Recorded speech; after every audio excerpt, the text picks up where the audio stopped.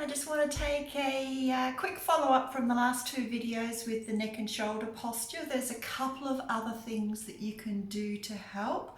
One of those is putting your hand into a prayer position and just pushing it down as far as you can go without pulling your hands apart, and as much as possible try to have your fingers nice and flat.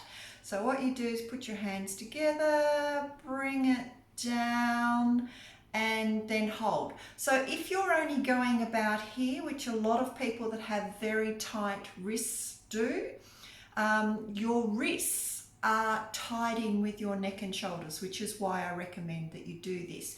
What we do with our hands, the amount of pressure we put into our hands during the day is going to end up in those neck and shoulders. And the way you check that is in the middle here. It should feel nice and soft and spongy, like both fingers are touching. So if it feels like you've got a lot of solid tissue in there, or even if you've got some solidness in there, it means that you've got too much tension into your hands. So just watch when you're relaxing that you're not holding yourself tight unawares.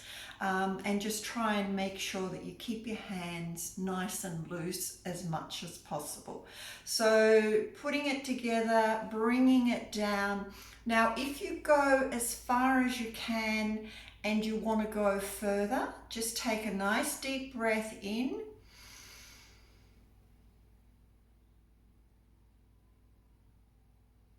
Hold to 10, and then it should go a little bit further for you.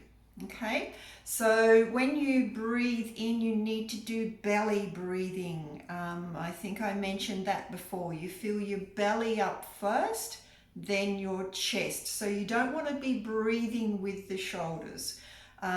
So yeah, take a nice deep breath in. You want to see your tummy coming out. Hold it for 10 and breathing out, and then you should be able to go a little bit further.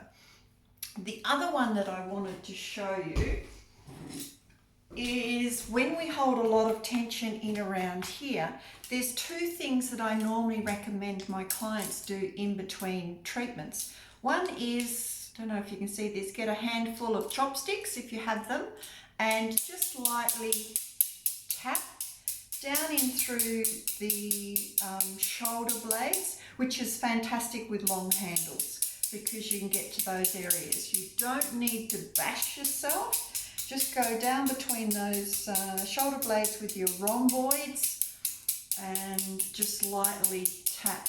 Now that will release the fascia. So the fascia is the connective tissue that actually surrounds the muscles. So those that know and I work with for massage will know I very rarely work on the muscle itself. I work on the fascia. So this helps to release it. The other thing is, if you don't have any chopsticks around, a long handled wooden spoon will do exactly the same thing. So a couple of things to keep you, because I don't know how long this is going before you can get back to me for your massage.